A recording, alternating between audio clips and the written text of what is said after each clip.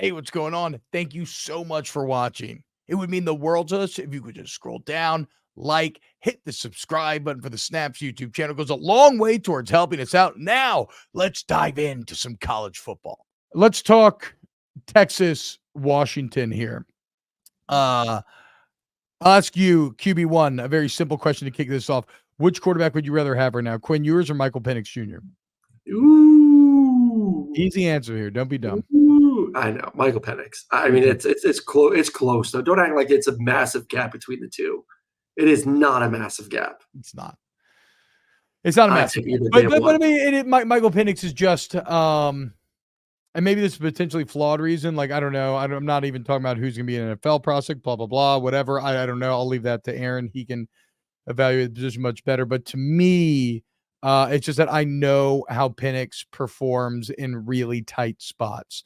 And Ewers, to your point, Aaron, it is close because like Ewers was excellent against Bama. Remember, Bama retook the lead in that fourth quarter of that game in Tuscaloosa. They took the lead at the beginning of it, and Ewers and company stared down the monster that is Bryant-Denny with their red LED lights, and they found a way to win by double digits. So, like, I've seen some out of Ewers as well, but I just feel like this year bad out of Ewers too. Like, you remember that first quarter versus Oklahoma? He looked lost. Yeah, played great the last three quarters, but I mean, what, he had two interceptions? But Penix has had some of that as well. But the point is, whenever it's been like, we have to get this third down, we have to score here, we have to extend this drive, it seems like every fucking time Michael Penix Jr. has come through. Like, he is not scared of the moment. He is one of those rare players that thrives in it and seeks it out. So that's why I'll give Penix. Yeah, but I think when his Ewers played his best football, both games versus Alabama, in Tuscaloosa, at home last year before he got hurt, like he was playing an incredible game before he got knocked out. And I will say this, like, take away the first part of the first quarter versus Oklahoma, where he just looked like the moment was too big for him.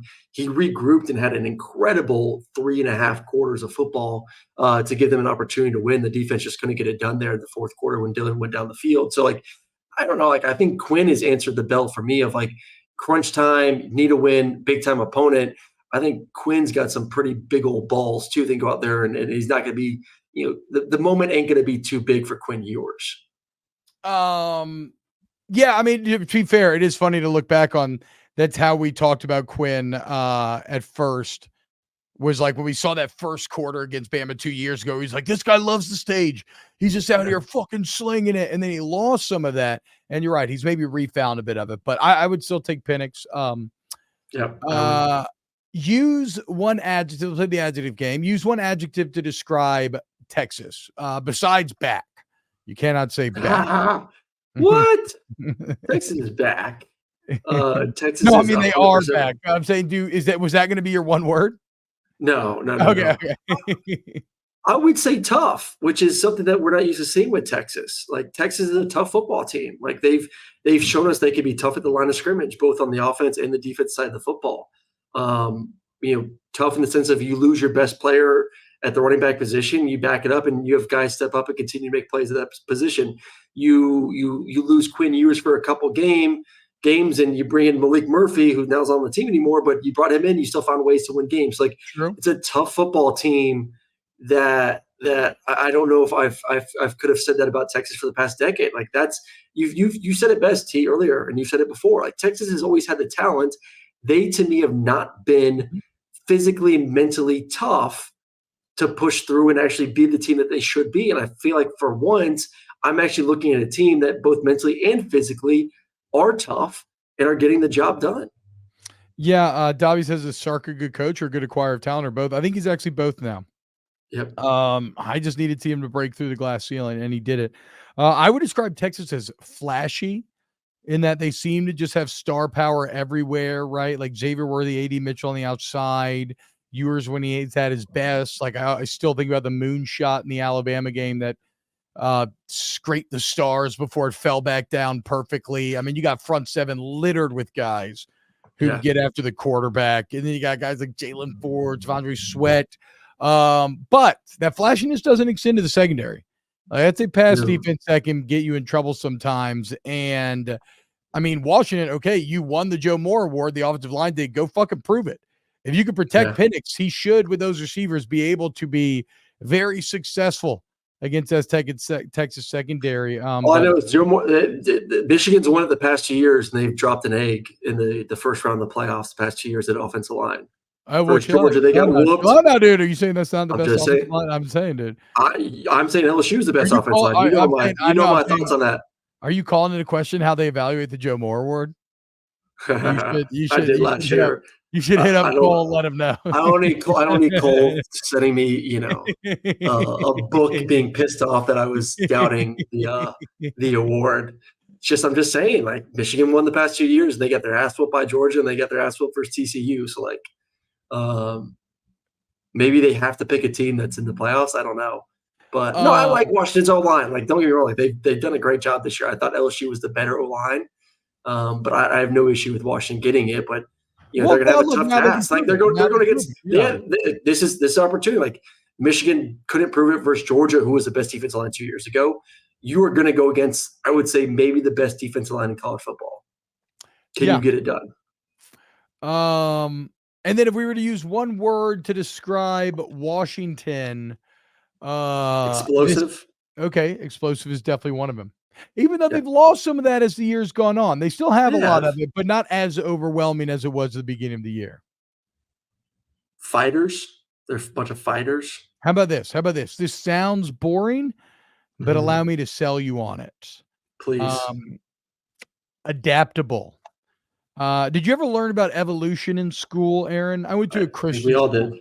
Well, no, I mean, I went to a Christian school. That's true. Very anti-evolution, right? The one thing they would talk about was adaptability, because you can see that like within a life cycle, right? Where you adapt to your surroundings, basically. And there's an old Bruce Lee quote that I think perfectly describes this Washington Husky team. Quote, "Be like water making its way through cracks. Do not be assertive, but adjust to the object, and you will find a way around or through it. If nothing within you stays rigid, outward things will disclose themselves. Empty your mind, be formless, shapeless like water.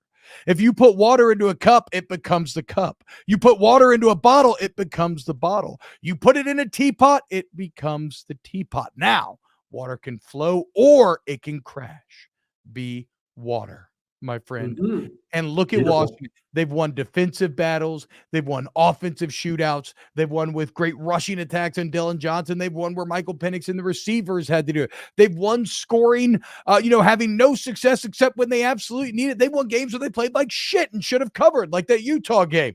But they've always won. And so that's why Washington is so dangerous to me, is no matter which way you have sought to attack them, they're like the Borg. They've figured out how to counter it, and then whatever was required them on that day, they found a way to do it to win the game, more so than any other team in this college football playoff. And I think that is massive when combined with a clutch quarterback like Michael Penix Jr. Are they I've kind of dogged the defense, so the defense has shown up multiple. Like, we keep talking about, like, the defense ain't good. The defense ain't good. Like, they've shown up multiple. They showed up versus Oregon. They've shown up multiple times down the stretch. Like, you talk about the offense having to kind of adapt. Are they, in your opinion, the most complete team in this playoff? Because, like, Michigan has issues at the receiving position. Michigan's a little bit banged up at offensive line. Alabama still, there's question marks in the offense. How good can the offense really be? We saw some issues versus Georgia. Texas has issues in the secondary. Like, are there major holes where you can just poke at Washington? Or are they the most complete team? I'm not saying they're perfect. I'm not using the word perfect here. I'm saying the more complete team where there isn't this major, like, we can go after this and have success. Like Texas, we can throw the football, we can have success. If you're going against Alabama, if you can, limit the, explosive plays down the field and keep Jalen in the pocket, we can have success. Michigan, they can't throw the football. Bam. Like, where is that major hole for Washington? Or are they the least, are they the least flawed team in the playoff is a better question. Yeah, no, I mean, I liked how you said most complete team. I mean, I just described the solidity of Michigan, but again, Washington has that, but with a dangerous element that Michigan just doesn't have offensively. I mean, I would say they are, because again, we've seen them adapt in so many different ways and win games in so many different types of ways. Doesn't mean they're the most talented, because they're not as talented as any of these teams, actually, even though actually, well, then Michigan's probably pretty close, but they're not really close to Alabama or Texas. But you got a hell of a head coach, a quarterback who loves it in crunch time, and again, they have proven that they can adapt to whatever the situation at hand is. Bo to Bo says he's from Alpharetta, Georgia. Hey, that's right, grew up as well. How about that?